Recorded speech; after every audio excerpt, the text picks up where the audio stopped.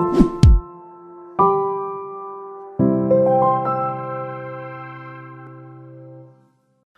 Guys, welcome to R S. Agarwal official. और हम लोग बात कर रहे हैं सिलॉग के इधर और केस की।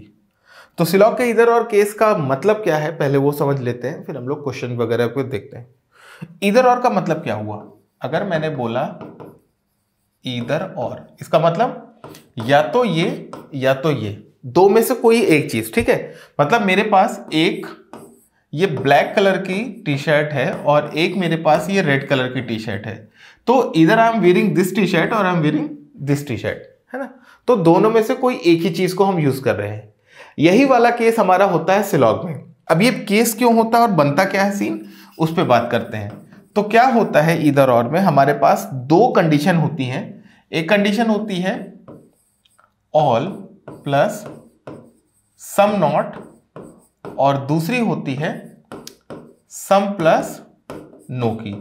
ये दो कंडीशन होती हैं जो कि आपका इधर और का केस बनाती हैं। कैसे बनता है वो भी देख लेते हैं। तो हमने क्या किया, यहां पर कुछ कंडीशंस को फॉलो कराना होता है। वो कंडीशंस क्या है? पहली कंडीशन है आपकी कि आपके जिन दो कॉन्क्लूजन्स के बीच में आप इधर और देख रहे हो, क्योंकि ये हमेशा दो के बीच में होगा।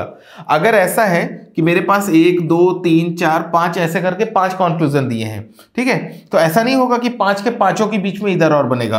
हो सकता है इसके और इसके बीच में बन रहा हो सकता है इसके और इसके बीच में बन रहा हो। तो किन्हीं दो कॉन्क्लूजन्स के बीच में ही आपका इधर और बनेगा, सारे के सारे के बीच में नहीं बनता हमेशा। ठीक है, और पहली चीज कि हमारे जो दो कंक्लूजन है जिनके बीच में बन रहा होगा, उन दोनों कंक्लूजन को रॉन्ग होना पड़ेगा। ठीक है, बोथ कंक्लूजन रॉन्ग, पहली चीज। दूसरी चीज क्या होती है कि आपके जो दोनों कंक्लूजन है वो रॉन्ग हुए और उनके एलिमेंट सेम होने चाहिए। अब एलिमेंट्स क्या होते हैं उन पे बात कर लेते हैं। ठीक है, तो मान लो मैंने बोला ऑल डॉग आर सेम, ठीक है, और दूसरा बोल दिया some dogs are not same. अब आप ध्यान दो, तो हमारे पास सेम और डॉग ये दो आपके एलिमेंट हो गए। कुछ लोग सब्जेक्ट प्रेडिकेट बोलते हैं, तो सब्जेक्ट प्रेडिकेट बोल लो, या फिर आप चाहो तो इनको एलिमेंट्स की तरह बोल सकते हो। तो ये एलिमेंट्स है आपके जो सेम है, यानी कि डॉग की बात हो रही और सेम की बात हो रही। ठीक है, तो इनको बोल दिया हमने एलिमेंट, तो ये एलिमेंट सेम होने चाहिए। और तीसरा हमारा होता है कॉम्प्लीमेंट्री पेयर। तो ये जो कॉम्प्लीमेंट्री पेयर है जिसके बारे में हमने ऊपर बात की है, यानी कि ये आपका कॉम्प्लीमेंट्री पेयर है और ये आपका कॉम्प्लीमेंट्री पेयर है, तो इनमें से कोई एक कॉम्प्लीमेंट्री पेयर मिलना चाहिए। यानी आपके जो कंक्लूजन्स के सेट मिलेंगे वो कैसे मिलेंगे कि all A is B, some A are not B.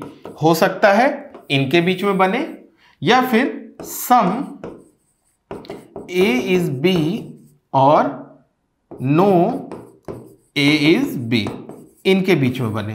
तो यहां पर आपका जो बनेगा इधर होगा।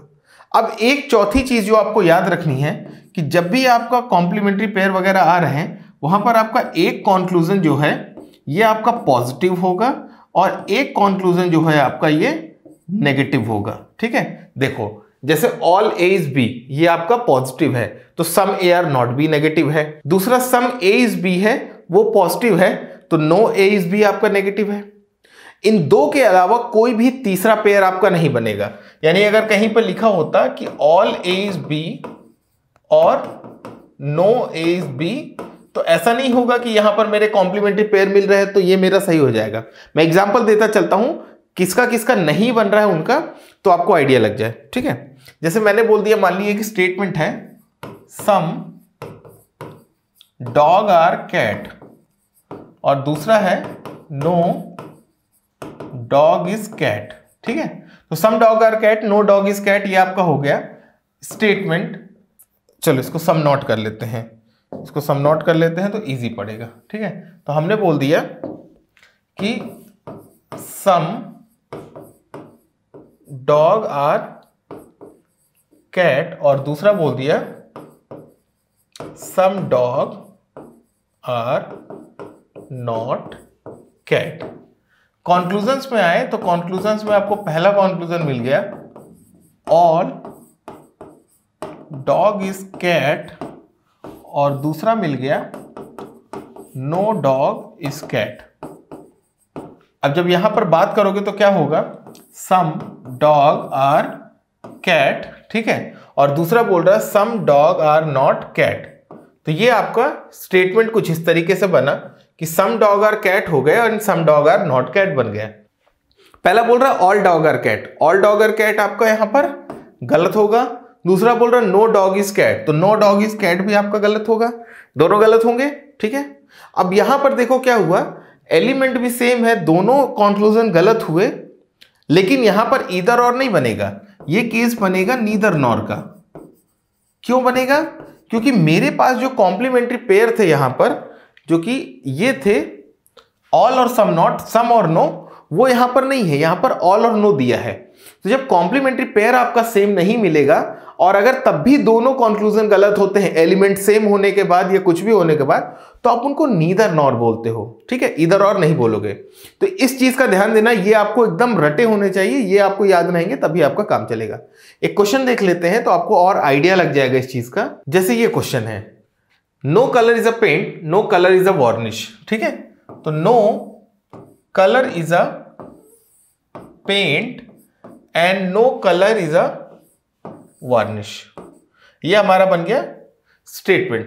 पहला बोल रहा है no varnish is a paint, तो देखो वार्निश और पेंट के बीच में तो डायरेक्ट कोई रिलेशन ही नहीं है, तो वार्निश और पेंट के बीच में डायरेक्ट कोई रिलेशन नहीं है, दैट मींस ये गलत हो गया।